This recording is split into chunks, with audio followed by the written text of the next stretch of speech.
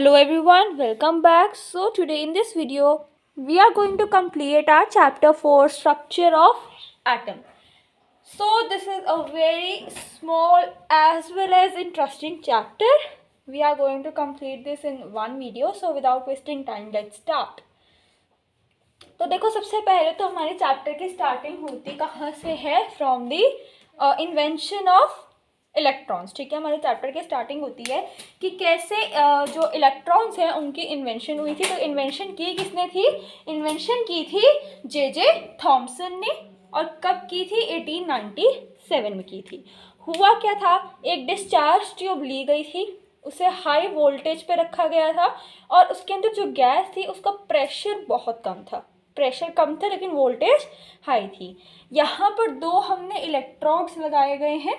ठीक है, एक ये हमारी कैथोड है और ये एनोड है. कैथोड कौन सा होता है? नेगेटिव. एनोड होता है पॉजिटिव.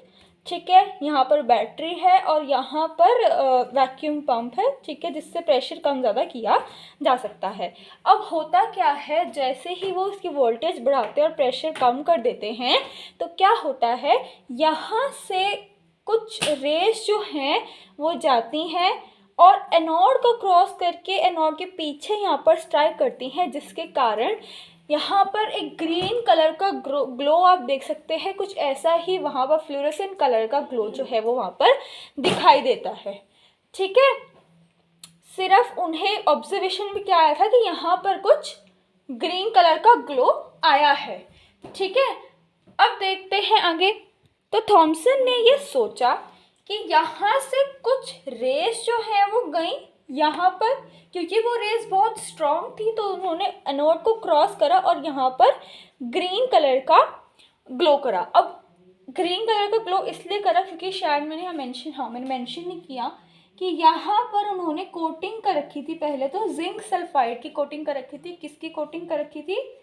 जिंक सल्फाइड की कोटिंग कर रखी थी, जिसके ऊपर जब ये रेस जो है ये पड़ी तो वो ग्रीन कलर की ग्लो करने लग गई. ठीक है, और जो रेस कैथोड से एनोड की तरफ गई वो उनको नाम दे दिया गया कैथोड रेस. और ये कौन सी रेस है? ये नेगेटिव रेस है. और इनमें जो नेगेटिव पार्टिकल हैं उनको नाम दिया गया, इनिशियली नाम दिया गया कॉर्पसल्स और लेटर ऑन इसको नाम दे दिया गया electrons. So this was how कि इलेक्ट्रॉन्स की इन्वेंशन ऐसे हुई थी. ठीक है, उसके बाद हम बात करते हैं नेक्स्ट टॉपिक की. नेक्स्ट टॉपिक है हमारा कि इन्वेंशन है हमारी अब प्रोटॉन की. तो सेम होता है क्या, अब इन्वेंशन इसकी कौन इन्वेंशन करता है? इसकी इन्वेंशन करते हैं गोल्डस्टीन. ठीक है, सेम एक्सपेरिमेंट सेम सेटअप लेते हैं वो. पर अब की बारी क्या होता है, यहाँ पर जो गैस होती है वो फिक्स होती है. वो होती है कौन सी हमारी? वो मैं गैस का नाम बता देती हूँ आपको. तो वो गैस थी हमारी हाइड्रोजन गैस. ठीक है, कौन सी गैस थी? वो हाइड्रोजन गैस थी. जब हम हमारी इलेक्ट्रॉन्स की इन्वेंशन हुई तब गैस फिक्स नहीं थी, बट जब हमारी प्रोटॉन की इन्वेंशन हुई तब गैस हमारी फिक्स्ड है, दैट इज हाइड्रोजन गैस. ठीक है, अब गोल्डस्टीन क्या सोचते हैं, अगर कुछ रेज यहाँ से आई हैं तो ऑब्वियसली कुछ रेज यहाँ से भी आई होंगी, बट क्योंकि वो इतने स्ट्रांग नहीं होंगी कि वो कैथोड को ब्रेक कर दे, दैट इज़ वाई हमें यहाँ की रेज का पता नहीं चला. तो अब की बार उन्होंने क्या किया, उन्होंने इस कैथोड में कुछ मतलब इसे ना इसमें होल्स कर दिए. ठीक है, और जिंक सल्फाइड की कोटिंग अब हमारी कैथोड के पीछे कर दी. ठीक है, जिंक सल्फाइड की कोटिंग जो है हमारी वो कैथोड के पीछे कर दी. अब क्या हुआ, जब वो ही हाई वोल्टेज रखी गई, 10,000 की हाई वोल्टेज रखी गई, गैस उसी लो प्रेशर पे रखा गया, तो हमने देखा कि यहाँ पर रेड कलर का ग्लो जो है वो विजिबल हो रहा है. ठीक है, रेड कलर का ग्लो जो है वो कैथोड के पीछे विजिबल हो रहा है. दैट मीन्स कि यहाँ से एनोड से कुछ रेज आई. ठीक है, एनोड से हमारे कुछ रेज आई, उन्होंने कैथोड को क्रॉस करके यहाँ पर जिंक सल्फाइड पे ग्लो क्रिएट करा. अब इन रेज को नाम दिया गया anode rays as well as canal rays. ठीक है, दो नाम ने दिया गया, anode as well as anode rays and as well as canal raise.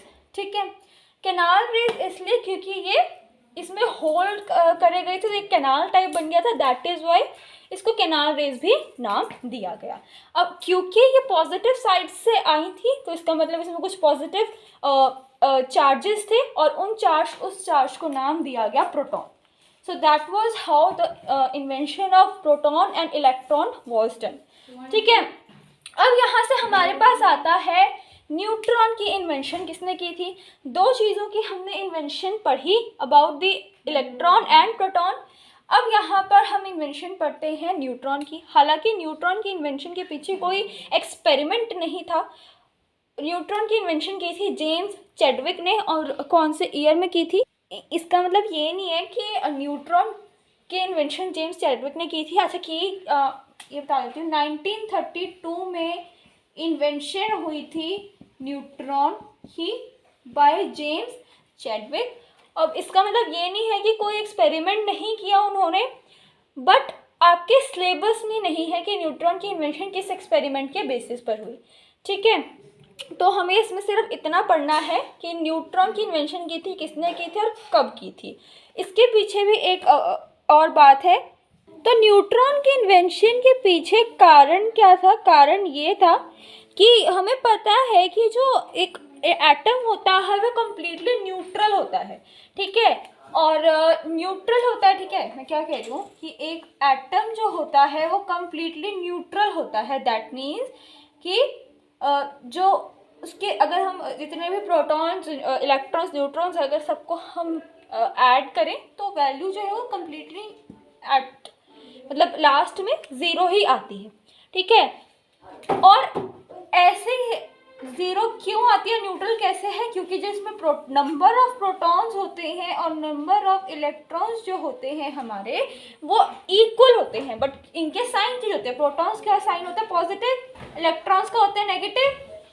अब दोनों को ऐड करोगे तो क्या आएगा? अल्टीमेटली ज़ीरो ही आएगा। तो इसलिए क्या कहा गया कि उसमें जो न्यूट्रॉन है उसका जो चार्ज होगा, न्यूट्रॉन का चार्ज होगा न्यूट्रल, क्योंकि एटम को हमें क्या बनाना है? न्यूट्रल बनाना है। अब उसका कोई तीसरा चार्ज तो नहीं हो सकता, तो प्लस इसका है माइनस इसका, हम इसको कोई चार्ज नहीं देंगे। ठीक है, ये तो होगी इसकी चार्ज की बात। और अगर अब हम बात करें कि न्यूट्रॉन का इन्वेंशन हुआ क्यों, कि मतलब क्यों सोचा गया कि हाँ इसमें कोई तीसरी चीज़ भी होगी, क्योंकि जब एटम का टोटल मास हमने देखा तो, और एटम में हम तब तक इन्वेंशन किसकी हुई थी? एटम में इन्वेंशन हुई थी प्रोटॉन की और इलेक्ट्रॉन की। ठीक है, तो जब हम टोटल एटॉमिक मास देखा गया एटम का, और जब इन दोनों के मासेस को प्लस करा गया तो दोनों में थोड़ी सी सिमिलैरिटीज थी। टोटल एटॉमिक मास कुछ और आ रहा था और अगर हम दोनों के मासेस को ऐड करें तो कुछ और आ रहा था। तो इससे क्या पता चला कि दैट मीन्स यहाँ इसमें कोई तीसरी चीज़ भी है जिसका मास अगर हम ऐड करें तो ये बनेगा। ठीक है, तो वहाँ से आइडिया आया कि तीसरी चीज़ भी इसमें है, और वहाँ से इन्वेंशन हुई किसकी? वहाँ से इन्वेंशन हुई न्यूट्रॉन की। एक बार हम लोग फटाफट से रिकैप ले लेते हैं इलेक्ट्रॉन, प्रोटॉन और न्यूट्रॉन की इन्वेंशन का। तो हमारा एक्सपेरिमेंट था कि एक डिस्चार्ज ट्यूब ली गई थी, उसके अंदर 2 इलेक्ट्रोड्स लगाए गए थे, हाई वोल्टेज पे रखा गया, प्रेशर लो करा गया। ठीक है, ये था कैथोड नेगेटिव वाला और ये था एनोड पॉजिटिव वाला। ठीक है, पॉजिटिव इलेक्ट्रॉन। ठीक है, तो अब हम बात करते हैं पहले इलेक्ट्रॉन की। तो जे थॉमसन ने इन्वेंशन की थी इसकी 1897 में। क्या हुआ था, यहाँ पर जिंक सल्फाइड की कोटिंग की गई थी। यहाँ से कुछ रेस जो हैं, ठीक है, कैथोड से कुछ रेस जो है यहाँ पर एनोड को क्रॉस करके जब यहाँ पर स्ट्राइक करी तो यहाँ पर कुछ ग्रीन फ्लोरोसेंट कलर का जो ग्लो है वो देखा गया। तो यहाँ से हमारा कंक्लूजन क्या निकला कि कुछ रेस जो है वो कैथोड से गई होंगी और एनोड को क्रॉस करके वहाँ पर ग्लो प्रोड्यूस किया, और जो रेस यहाँ से गई उन्हें नाम दिया गया कैथोड रेस, क्योंकि ये नेगेटिव इसमें चार्ज पार्टिकल्स थे और उन नेगेटिव चार्ज पार्टिकल्स को इनिशियली नाम दिया गया था कॉर्पसेस और उसके बाद उन्हें नाम दिया गया हमारा इलेक्ट्रॉन। ठीक है, so this was how the invention of electron was done. इसके बाद हम बात करते हैं इन्वेंशन ऑफ प्रोटॉन की। अब देखते हैं प्रोटॉन की इन्वेंशन एक बार दोबारा से। तो अगर हमने क्या नोटिस किया गोल्डस्टीन ने कि अगर कुछ रेस यहाँ से आई है तो कुछ यहाँ से भी आई होंगी, बट क्योंकि वो इतनी स्ट्रॉन्ग नहीं थी कि वो कैथोड को क्रॉस कर पाए, इसलिए हमें कुछ कुछ हमें देखने को नहीं मिला। ठीक है, तो क्या हुआ, उन्होंने क्या किया, कैथोड में कुछ क्या कर दिया, होल्स कर दिए ताकि ये क्रॉस कर सके। यहाँ पर जिंक सल्फाइड की कोटिंग कर दी and rest of the things were same. बस एक चीज़ और क्या डिफरेंस थी कि अब की बार जो गैस थी वो फिक्स थी, दैट वाज हाइड्रोजन गैस। ठीक है, अब हमने क्या देखा कि यहाँ पर कुछ रेड कलर का ग्लो होता है। वो क्यों होता है, क्योंकि कुछ रेज अब की बारी यहाँ से आई और जब उन्होंने स्ट्राइक किया तो हमारा ग्लो आया रेड कलर का। ठीक है, और जो रेज यहाँ पर स्ट्राइक हुई उनमें दो नाम दिए गए, एनोड और कैनाल, और उनमें जो पॉजिटिव चार्जेस थे उन्हें नाम दिया गया प्रोटॉन। फिर सिमिलरली इन्वेंशन हुई थी 1932 में की थी जेम्स चैडविक ने न्यूट्रॉन की। वो सारी कहानी मैंने आपको बता दी पहले कि एटम न्यूट्रल होता है और न्यूट्रॉन की इन्वेंशन का आइडिया आया क्यों। ठीक है, चलो अब हम एक बार इसकी प्रॉपर्टीज डिस्कस कर लेते हैं तीनों की। ठीक है जी, तो इसको हम डिफरेंस के बेसिस पर भी यूज़ कर सकते हैं और समझने के बेसिस पर भी। इलेक्ट्रॉन का सिंबल ये होता है, प्रोटॉन का ये होता है, न्यूट्रॉन का N होता है। उसके बाद इलेक्ट्रॉन का चार्ज नेगेटिव होता है, प्रोटॉन का चार्ज पॉजिटिव होता है, न्यूट्रॉन का चार्ज कोई चार्ज नहीं होता।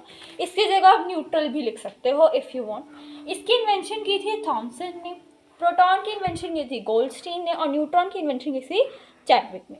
इलेक्ट्रॉन का मास ये मैं यहाँ लिख देती हूँ अगर आप लोगों को प्रॉब्लम है तो। ये मास किसने की थी, फिर इन्वेंशन किसने की थी, ठीक है, फिर चार्ज यहाँ पर क्या होता है और ये हमारा सिंबल। ठीक है, थोड़ा टेढ़ा लिखा गया है बट इट्स ओके। ठीक है, तो ये है हमारा मास इसका, इलेक्ट्रॉन का, ये प्रोटॉन का मास है हमारा और ये न्यूट्रॉन का, ये हमारा मास है। ठीक है, अब हम चलते हैं हमारे इस चैप्टर के वेरी मेन टॉपिक पे, that is structure of atom. और मैं कहूँ कि हम अब कुछ एटम्स के मॉडल्स पढ़ने वाले हैं। 3 मॉडल्स हैं एटम्स की। एक तो है थॉमसन्स मॉडल ऑफ एटम, एक है रदरफोर्ड मॉडल ऑफ एटम और एक है हमारा बोहर मॉडल ऑफ एटम। ठीक है, तो ये 3 मॉडल्स अब